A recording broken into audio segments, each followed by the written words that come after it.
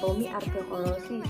Nah, jadi anatomi dia sendiri itu dia merupakan pembuluh darah yang membawa kayak oksigen dari jantung ke seluruh tubuh. Ada beberapa arteri besar yaitu karotis, dia merupakan penyakit stroke, aorta dia kerangka jantung, perifer dia varises. Nah, seperti yang saya jelaskan tadi, arteriosklerosis dia merupakan terjadi pada pembuluh darah, khususnya pada pembuluh darah arteri. Nah, jadi pembuluh darah arteri itu dia terbagi menjadi 3. Yang pertama itu tunica intima, tunica media, dan tunica adventitia. Nah, jadi yang pertama itu tunica intima, dia itu merupakan lapisan yang paling dalam yang terdiri dari sel endotel dan lapisan tipis jaringan ikat.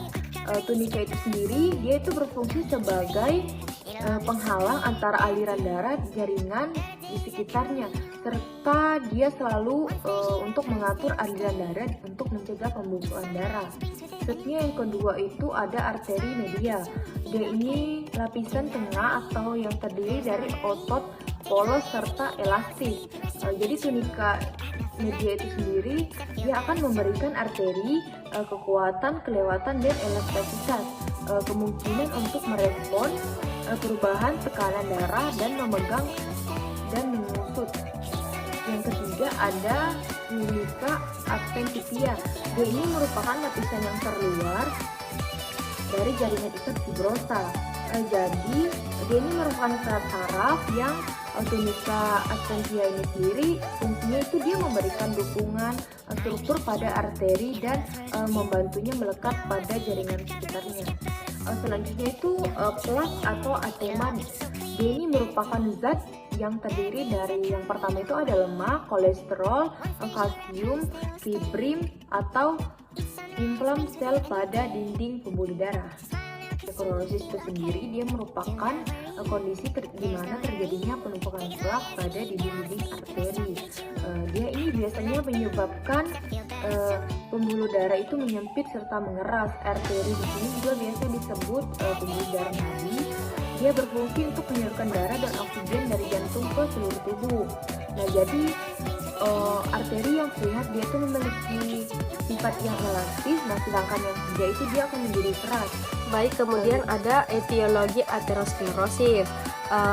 Aterosklerosis merupakan penyebab utama dari CAD yang ditandai adanya endapan lemak di tunica intima arteri. Penyebab dari CAD ini adalah adanya sumbatan pada arteri koroner yang dapat menyebabkan serangan jantung iskemia miokardium melalui 3 mekanisme.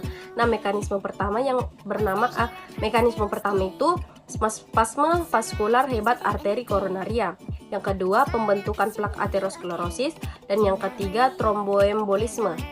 Oleh karena itu, tindakan revaskularisasi jantung atau CABG diperlukan untuk memaksimalkan curah jantung. Nah, yang pertama itu ada spasme vaskular, merupakan suatu konstriksi spastik abnormal yang secara transien atau sekejap menyempitkan pembuluh koronaria. Spasme ini terjadi jika oksigen yang tersedia untuk pembuluh koronaria itu terlalu sedikit, sehingga endotel atau lapisan dalam pembuluh darah menghasilkan platelet activating factor atau PAV. Nah, PAV ini memiliki efek utama yaitu menghasilkan trombus. PAV ini akan berdiffusi ke otot polos vaskular di bawahnya yang menyebabkan kontraksi, sehingga menimbulkan spasme vaskular.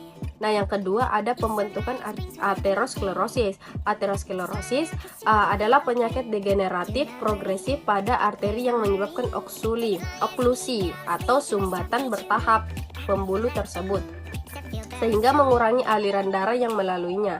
Aterosklerosis ditandai dengan plak-plak yang terbentuk di bawah lapisan dalam pembuluh di dinding arteri, di mana plak tersebut terdiri dari inti kaya lemak yang dilapisi oleh pertumbuhan abnormal sel otot polos, ditutupi oleh tudung jaringan ikat kaya kolagen. Plak ini akan membentuk tonjolan ke dalam lumen pembuluh arteri. Nah, yang ketiga ada tromboembolisme. Plak aterosklerosis yang membesar dapat pecah dan membentuk bekuan abnormal yang disebut trombus. trombus dapat membesar secara bertahap hingga menutup total pembuluh arteri di tempat itu, atau aliran darah yang melewatinya dapat menyebabkan trombus terlepas. Bekuan darah yang mengapung bebas ini disebut embolus, yang dapat menyebabkan sumbatan total mendadak pada pembuluh yang lebih kecil. Adapun faktor resiko dari penyakit CAD ini yang dapat memungkinkan terjadinya penyumbatan dan harus dilakukan tindakan CABG atau revaskularisasi jantung. Nah, yang pertama ada usia. Kerentanan terhadap terjadinya CAD meningkat dengan bertambahnya usia. Penyakit yang serius jarang terjadi sebelum usia 40 tahun. Nah, yang kedua ada riwayat keluarga. Riwayat keluarga yang ada menderita CAD meningkatkan kemungkinan timbulnya aterosklerosis prematur. Nah, yang ketiga ada gaya hidup yang menimbulkan stres dan obesitas. Obesitas adalah jika berat badan lebih dari 30% berat badan standar. Obesitas akan meningkatkan kerja jantung dan kebutuhan oksigen. Nah, yang keempat ada merokok. Nah, merokok dapat menyebabkan terjadinya CAD dikarenakan kandungan nikotin yang ada pada perokok menyebabkan pelepasan katekolamin yaitu epinefrin dan norepinefrin dirilis. Nah, neohormon ini akan menyebabkan peningkatan denyut jantung, vasokonstriksi perifer dan peningkatan tekanan darah. Baik, selanjutnya itu ada patofisiologi pada aterosklerosis. Nah, aterosklerosis itu kan disebabkan karena adanya faktor resikonya seperti usia, merokok, diabetes mellitus, dan lain-lain. Nah, awal mulanya itu terjadi ketika kerusakan pada dinding endotelium atau dinding arteri yang menyebabkan kadar LDL atau low density lipoproteinnya itu meningkat. Nah, selain itu, kerusakan pada dinding endotel ini juga akan memanggil monosit atau sel darah putih. Nah, monosit yang telah masuk di dalam dinding endotel yang rusak ini akan berubah nama menjadi makrofag. Nah, makrofag ini kemudian akan menghasilkan radikal-radikal bebas. Nah, di mana radikal bebas ini akan mengoksidasi LDL. Nah, oksidasi LDL ini yang kemudian akan dimakan oleh makrofag. Nah, makrofag yang berisi oksidasi LDL dimakan oleh sel foam. Nah, oksidasi LDL ini tak lama akan keluar lagi dari sel foam. Nah, keluarnya oksidasi LDL ini akan merusak sel foam. Nah, sel foam yang rusak inilah yang akan menjadi plak dan menempel pada dinding arteri. Nah, sedangkan oksidasi LDL ini akan memanggil kembali monosit sehingga terjadilah siklus yang berulang. Nah, untuk tambahannya, plak tadi itu akan mengeras ketika dia berkontaminasi dengan kalsium. Nah, penumpukan plak dan mengeras akan menyebabkan darah akan terus menghantam plak tersebut. Dan akhirnya pembuluh darah itu akan pecah, dan pecahnya pembuluh darah itu akan menyumbat arteri-arteri kecil. Misalnya, jika tersumbatnya itu pada jantung, maka akan mengalami infark. Nah, apabila kenanya itu di otak, maka akan mengalami stroke. Baik, selanjutnya itu ada klasifikasi lesi pada aterosklerosis. Nah, proses aterosklerosis ini diawali pada masa kanak-kanak dan manifest klinisnya itu pada usia menengah dan lanjut. Nah, proses ini itu terutama mengenai arteri-arteri yang berukuran sedang.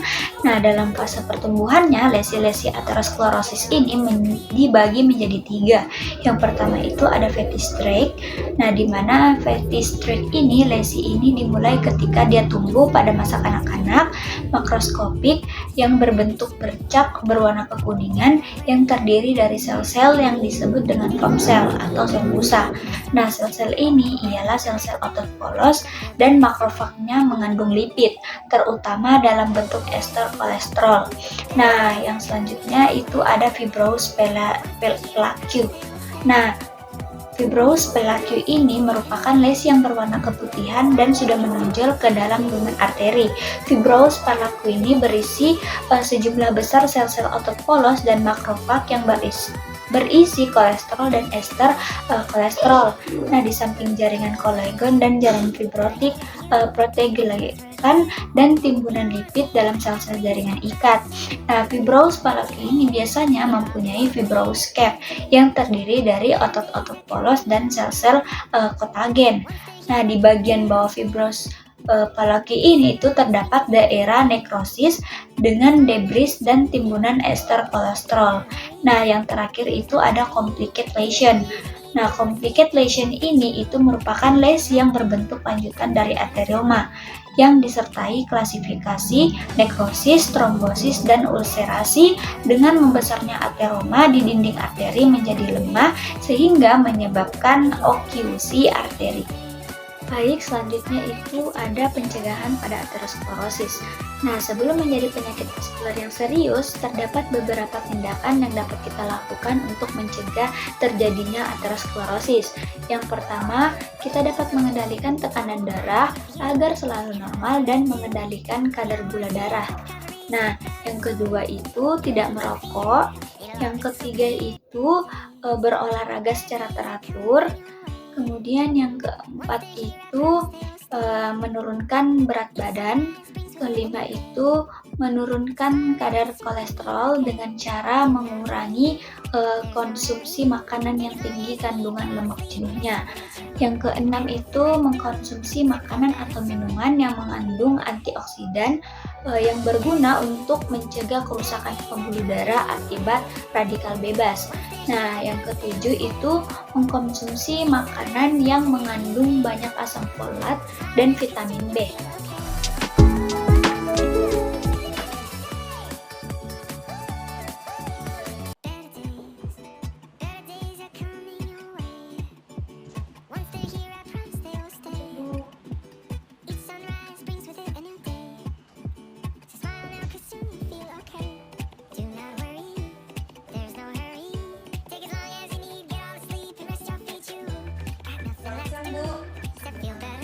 Kalau boleh tahu siapa nama Kak?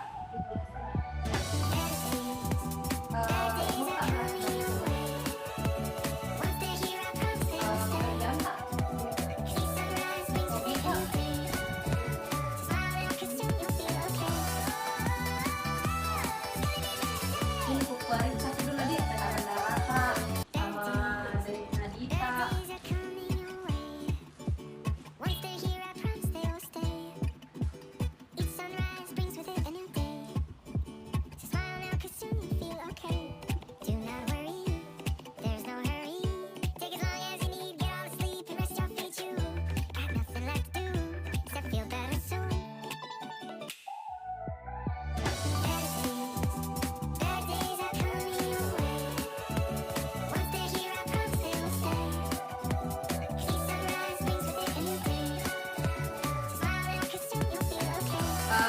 Anamnesis umum, pasien bernama Nyonya Stella, usianya itu 65 tahun, jenis kelamin perempuan, pekerjaan IRT, dan hobi traveling.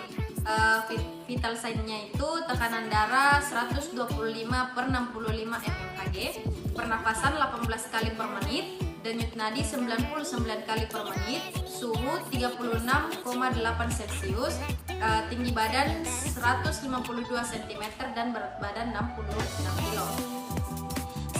Komplain pasien, pasien mengeluhkan badan yang terasa lemas dan sakit dada. Ibu kalau boleh tahu apa keluhan sama ada?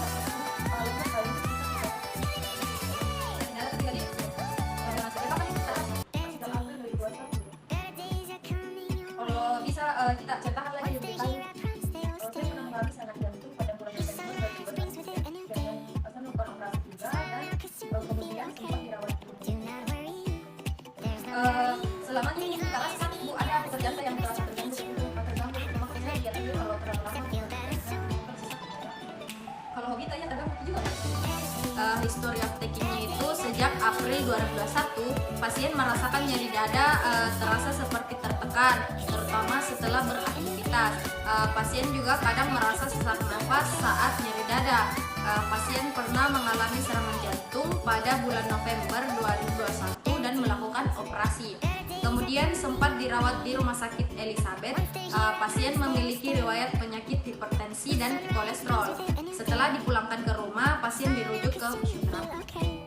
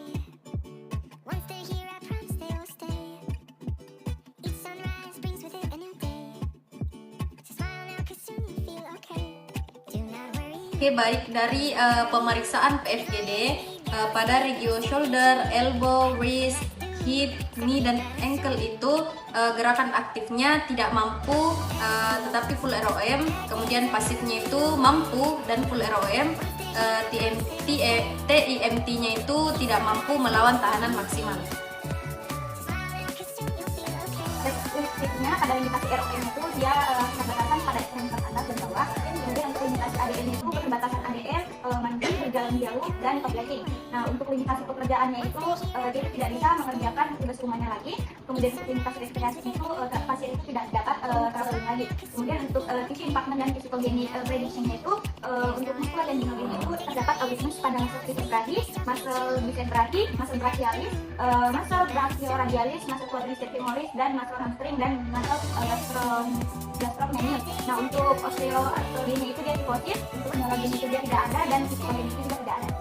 Jadi selanjutnya itu ada spesifik test. Nah, untuk spesifik test pertama itu adalah physical analysis. Jadi itu adalah nanti untuk dari tindakan dari yang sudah dirasakan. Jadi kalau misalnya yang sudah kehabisan kalau misalnya yang berat itu cuma 4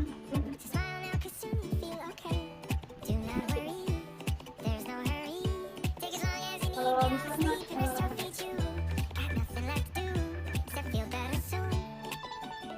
berapa? Jadi untuk kelasnya itu untuk nyari diamnya itu 1, untuk nyari geraknya 2, dan untuk nyari diamnya itu 3. Jadi selanjutnya itu ada pemeriksaan oksitasi.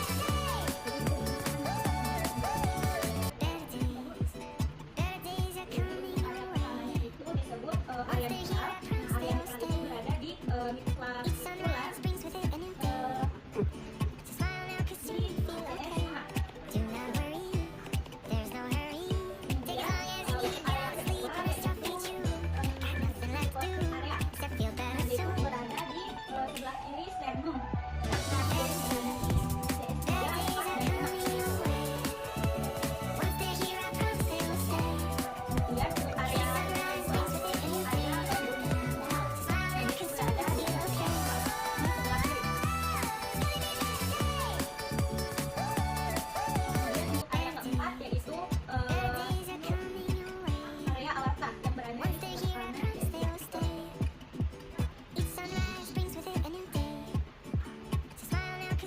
Jadi hasil dari pemeriksaan tadi itu hasil bunyi brokialnya itu di dekat bronkus itu dia normal.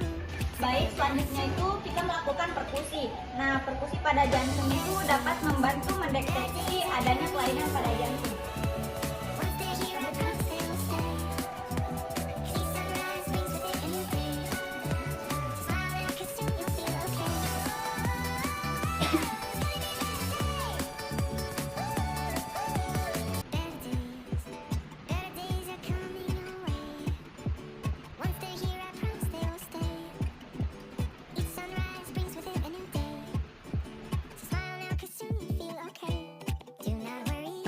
Jadi selanjutnya itu ada tes antropometri atau tes untuk mengetahui lingkar toraks. Nah, yang pertama itu ada aksila.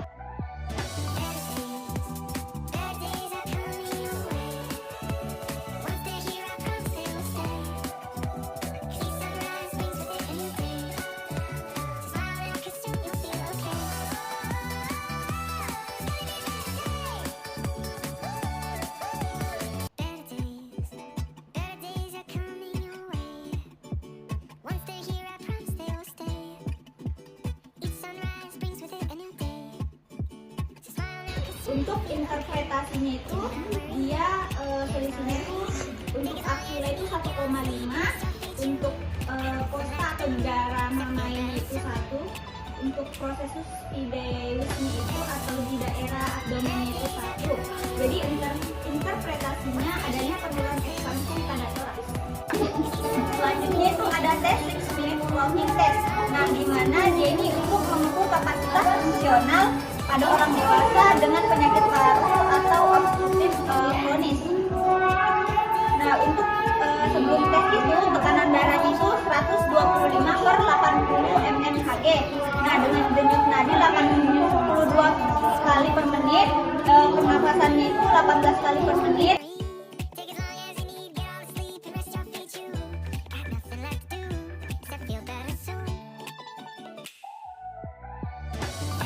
Jadi setelah tes itu tekanan darahnya itu menjadi 140/80 mmHg, untuk denyut nadinya itu 88 kali per menit, kemudian untuk pernapasannya dia 22 kali per menit dengan jarak 83,2 meter.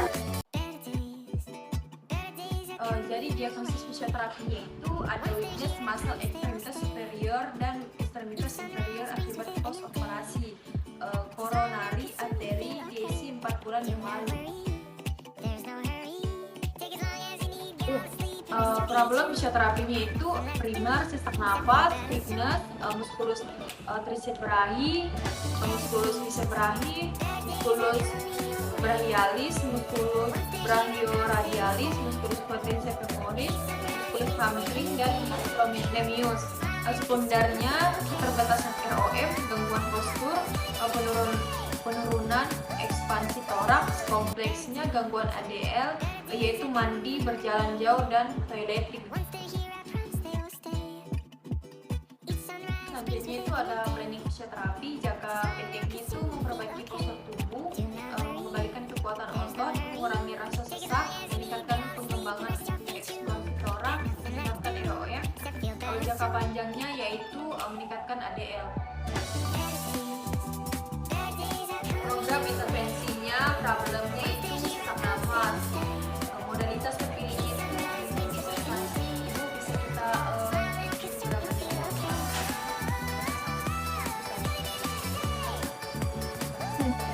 program intervensi yang kedua itu muscle weakness. Modalitas terpilihnya exercise terapi, dosisnya strengthening. Itu bisa kita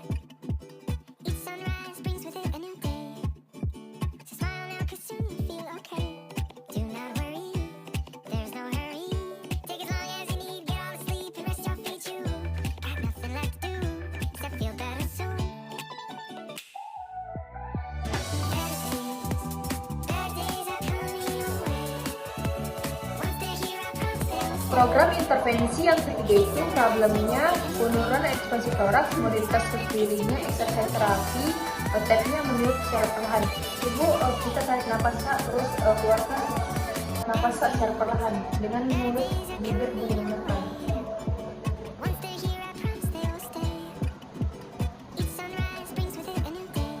Program intervensi yang keempat itu ada gangguan postur, modalitas terpilihnya exercise terapi, tekniknya breathing exercise.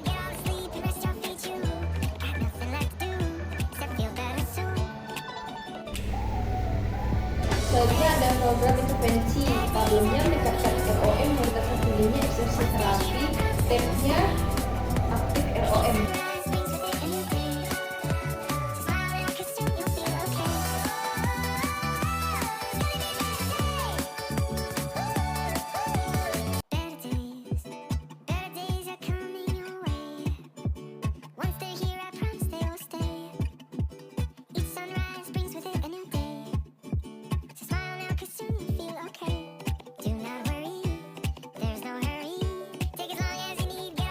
Jadi program pada kasus arteriosklerosis ini, fisioterapis akan memberikan edukasi kepada pasien untuk menjaga pola hidup sehat dan tidak melakukan banyak konsumsi makanan dan obat-obatan yang tidak dianjurkan, serta melakukan latihan yang tidak dianjurkan seperti deep breathing exercise, intensive spirometry, dan active ROM exercise.